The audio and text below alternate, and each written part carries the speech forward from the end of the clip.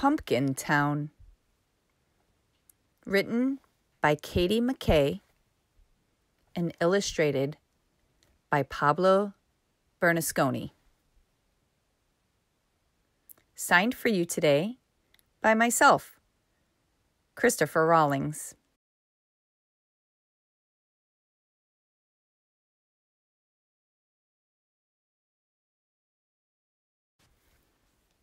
Jose and his family grew pumpkins.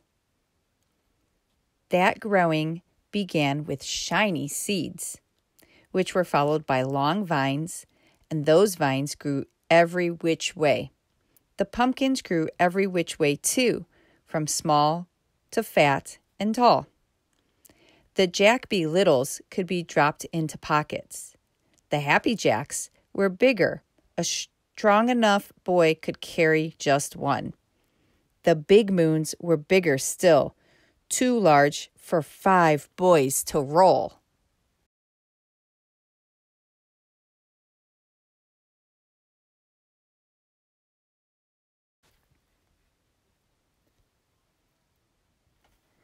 Come fall, Jose and his family would gather the pumpkins and collect the vines. Then 2 trucks took the fruit to faraway cities.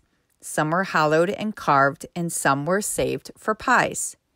But before the trucks took the pumpkins, Jose and his family saved a few. They needed the seeds.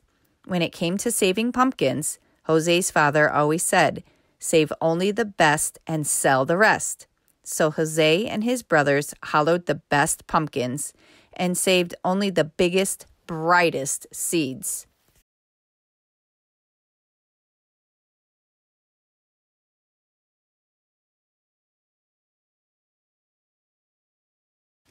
They took the duller, smaller seeds to the edge of the field overlooking the town and tossed them.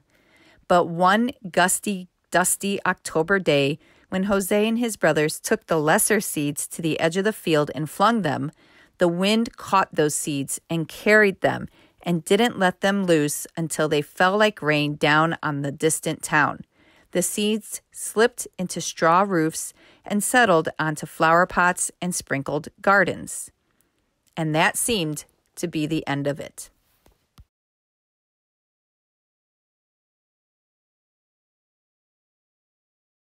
But the next spring, rain awoke those small seeds and plants began. More rain fell and vines grew every which way. They wrapped around chimneys and wound through corn. At first, the townspeople liked the vines, for they were lovely and delicate. But then the vines began to climb up and down and around, growing leafy and thick. They snaked green and silent through one window and then out the other. Then fruit grew and grew and grew every which way. Soon the townspeople were stepping over pumpkins and around pumpkins and under pumpkins. It was hard to walk even a block. Rooftops sagged under the weight of big moons. Fences fell, and when the wind blew, one had to dodge Happy Jacks and Jack-be-littles falling from trees.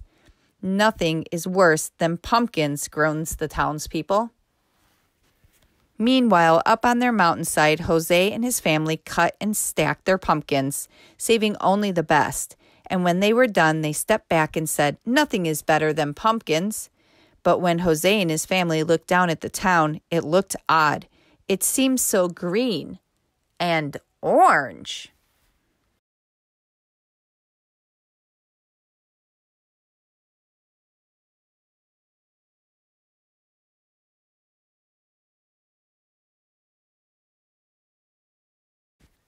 Since their field work was done, and because Jose and his brothers were curious, they walked to town the next day where they saw more vines and pumpkins than they'd ever imagined. They remembered the gusty, dusty day that they'd scattered the seeds. "It is our fault," whispered Jose. "We must do something," whispered his brothers. "We rest for now," whispered Jose.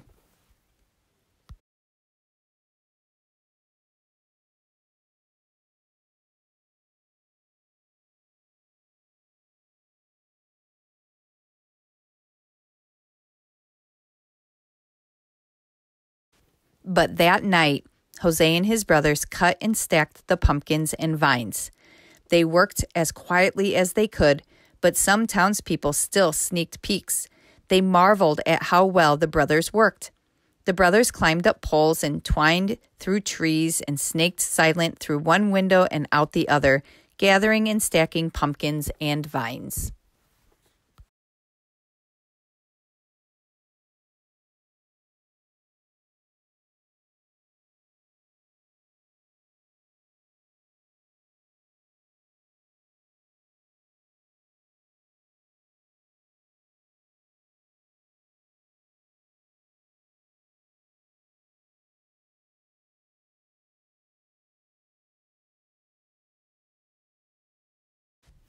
When the townspeople awoke, they discovered a mountain of pumpkins and a hill of vines and a mound of tired brothers.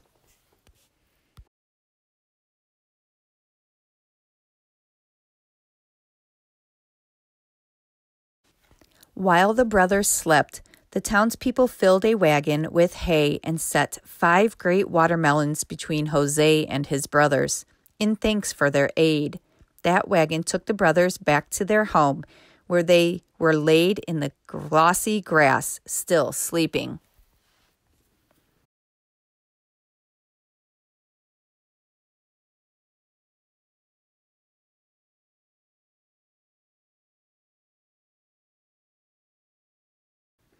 When their father found them, he asked them what they had done to deserve the great watermelons. "We just helped the townspeople with their harvest," the brothers said, which was true, and nothing more was said.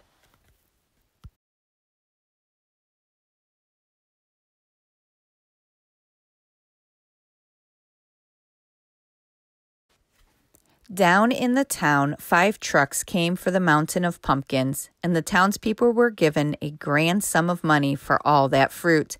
"Ah, nothing is better than pumpkins," they said. Much of the money went toward a feast held around a bonfire made by burning the hill of vines. It was decided then that the rest of the pumpkin money would be spent to carve a statue of the 5 mysterious brothers who had made a mountain of pumpkins.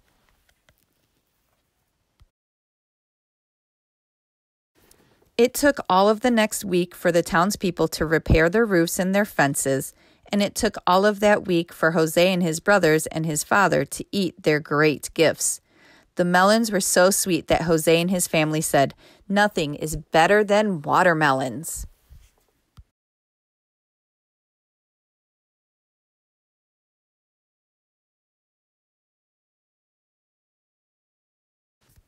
"Be careful with the seeds," Jose's father said. "Our field grows pumpkins, not watermelons." So Jose's family filled a great bowl with seeds, and those seeds were forgotten until a day later when the wind roused Jose's father at night. He feared that some of those watermelon seeds might be blown into their field.